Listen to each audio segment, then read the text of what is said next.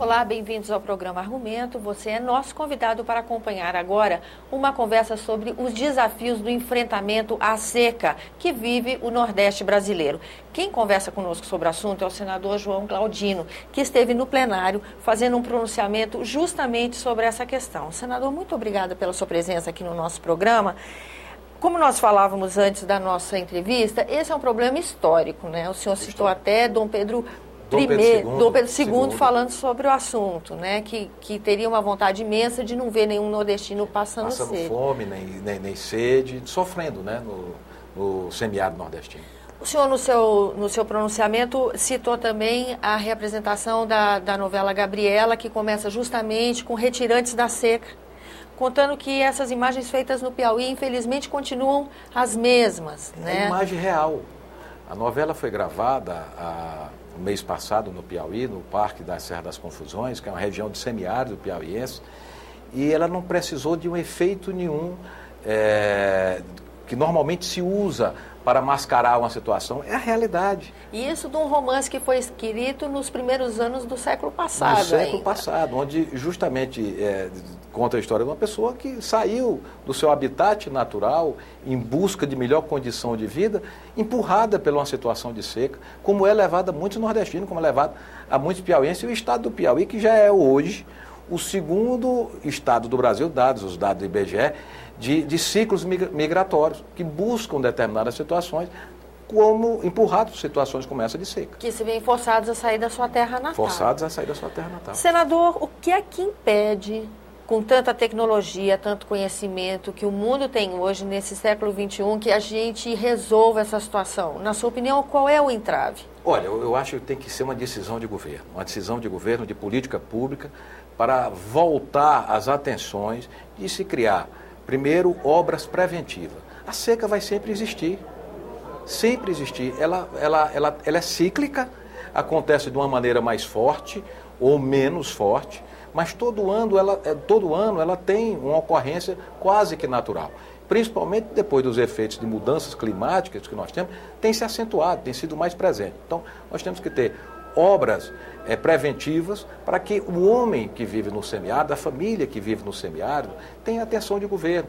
Crie um sistema de atendimento àqueles que querem produzir naquela região, para se levar água, para dar assistência tecnológica, para ter recursos subsidiados para culturas que convivem com a seca, para o acúmulo de água. O presidente Lula investiu muito em cisternas.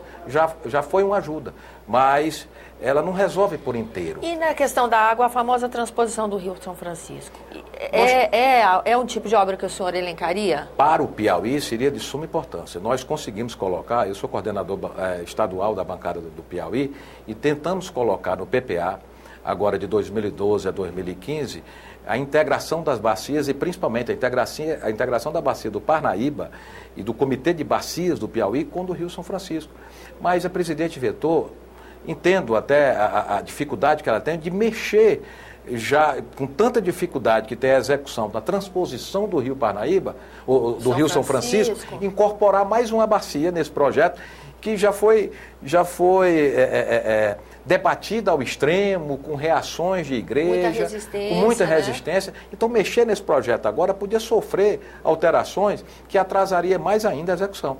Mas essa é uma saída que nós temos que pensar. A outra saída seria o governo investir na transposição já da água acumulada no Piauí, em barragens, no estado do Piauí, nas adutoras para atendimento de determinadas cidades, ou a transferência do potencial do lençol freático de água acumulada no subsolo, que nós temos uma riqueza muito grande, principalmente na região do Urgué, transpondo esse volume de água, onde o Piauí é o terceiro lençol freático do Brasil. O que é impressionante, né, senador? É impressionante. As pessoas passando sede em cima da terra.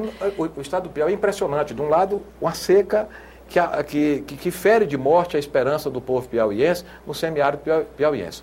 Do outro lado, o Cerrado do Piauí, que já foi matéria nacional como um cerrado que atingiu esse ano recorde de produtividade. Porque para o cerrado não precisa uma densidade pluviométrica muito grande, precisa que ela seja bem distribuída. Então nós atingimos no cerrado piauiense recordes de produtividade.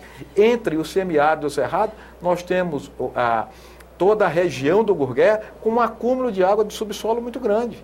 Então, nós podemos transpor isso aí. Então, é preciso o governo, não só no Piauí, que nós estamos mostrando as soluções, mas na Bahia, em Pernambuco, que tem que ter as suas soluções próprias, é destinar recursos, fazer uma política voltada para isso, para a resolução desse problema. E essa ação de distribuição dessas águas, o senhor defende que isso já seja feito, já comece agora? Já seja uma ação imediata. Imediata, porque nós, até pela legislação, que nós temos que suplantar etapas aí de projeto executivo, de aprovação de projeto, de impacto ambiental, de licitações que tem que acontecer, isso demanda um certo tempo.